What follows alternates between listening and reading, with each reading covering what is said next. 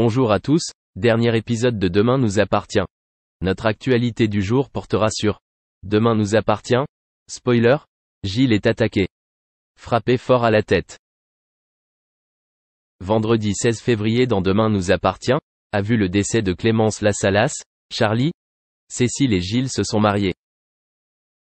C'est l'homme le plus heureux, mais de son côté, sa femme a peur de ne pas avoir de nouvelles de son père. Malgré tout, ça lui faisait mal. Gilles a répondu que c'était pour le mieux, et qu'il avait assez souffert. Alors que Gilles sortait acheter de la brioche pour le petit déjeuner, Cécile entendit des pleurs. Elle a couru dehors et a vu Gilles allongé sur le sol, inconscient. Un filet de sang coulait sur le toit. Martin et Karim vérifient les environs du manoir Moreno pendant que Damien prend ses empreintes digitales. Il soupçonnait Pascal de rester à 7 pour continuer à gagner de l'argent dans le dos de sa fille et de son gendre. Gilles a été soigné par Chloé à l'hôpital. Cécile est très inquiète, mais Gilles est convaincu que la police réussira à l'arrêter. Cécile Sen voulait profondément de faire confiance à son père.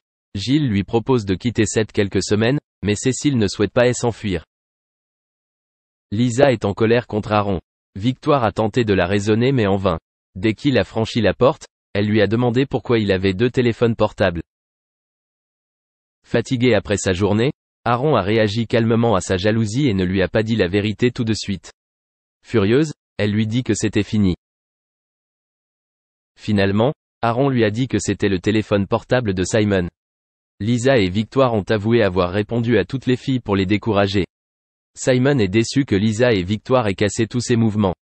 Sa réputation est ruinée. Merci d'avoir regardé et à la prochaine vidéo. N'oubliez pas de vous abonner à notre chaîne. En attendant, dites-nous ce que vous en pensez dans la section commentaires ci-dessous. C'est ça. Dernier jour parce que Marlon était malade. Forcément, il est retourné à l'école donc il est malade. Et c'est moi qui suis tombé malade ensuite. Comme je vous en avais déjà parlé, j'ai toujours autant d'angoisse dès que Marion tombe malade. Vraiment j'ai un gros problème avec ça. Donc je vais devoir me faire soigner, déclarait Caroline Receveur, un léger sourire au coin des lèvres. On vous l'accorde, ce n'est jamais très confortable d'admettre avoir besoin d'aide. Et Caroline Receveur l'admet-elle devant plus de 4 millions d'internautes. Mais la gêne ne l'arrête pas pour autant et elle détaille encore davantage son problème à ses fans. Enfin peu importe, des choses d'enfant mais qui moi me paralysent parce que j'ai l'impression que tout va toujours devenir grave et c'est très handicapant et ça m'ennuie beaucoup, expliquait alors Caroline Receveur. D'autant que son mari, Hugo Philippe, et elle souhaitent avoir un autre enfant.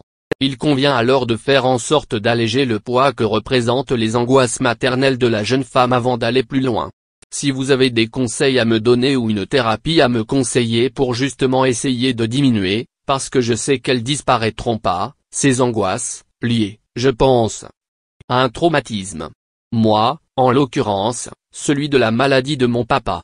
N'hésitez pas à me partager vos expériences parce que je suis vraiment en demande, j'ai vraiment envie de changer ou en tout cas de diminuer ces angoisses qui me paralysent. Ça fait 10 jours que je donne pas de nouvelles juste parce que Marlon est malade et que je vais être aux petits soins pour lui et que je n'arrive pas à être bien tant que lui n'est pas bien.